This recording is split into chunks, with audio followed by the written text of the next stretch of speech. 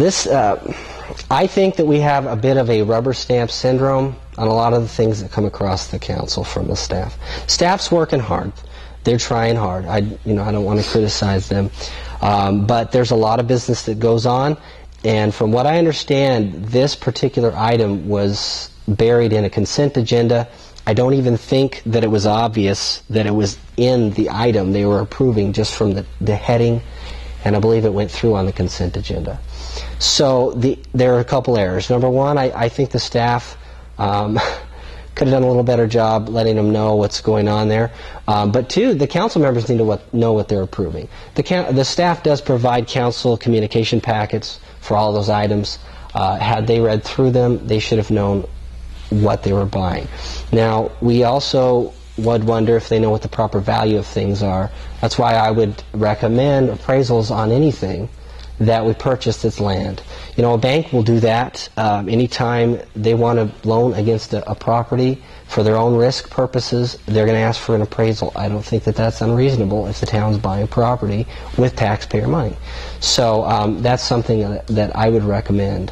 I'm in real estate myself. We build homes, so I'm very familiar with appraisals, and they're important. They're an important part of the process.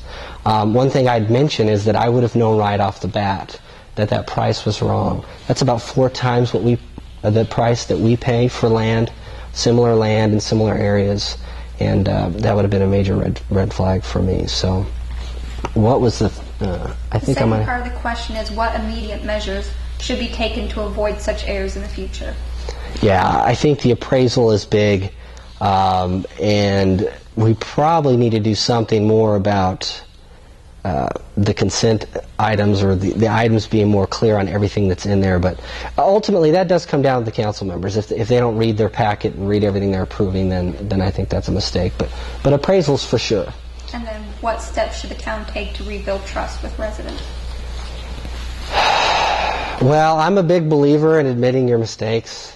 I think that would go a long way. We're all human beings. We're all going to make mistakes. None of us are perfect. I don't expect anyone to be perfect. One of these sad norms in politics, if you will, is that politicians aren't allowed to make mistakes, and if they do, they don't tend to admit them. I think that that's wrong. That's not common sense. If we make a mistake, we can admit it and we can apologize. So I think that helps. That shows the citizens of Gilbert that there's some integrity there to admit their mistakes, and they take them seriously, and then they're going to try and change. I mean, if you don't admit your mistakes, you're not trying to do better. So I think that that's big. But just instituting the appraisal, for example, will go a long way, because then people will see that that's a process that's now in place. So.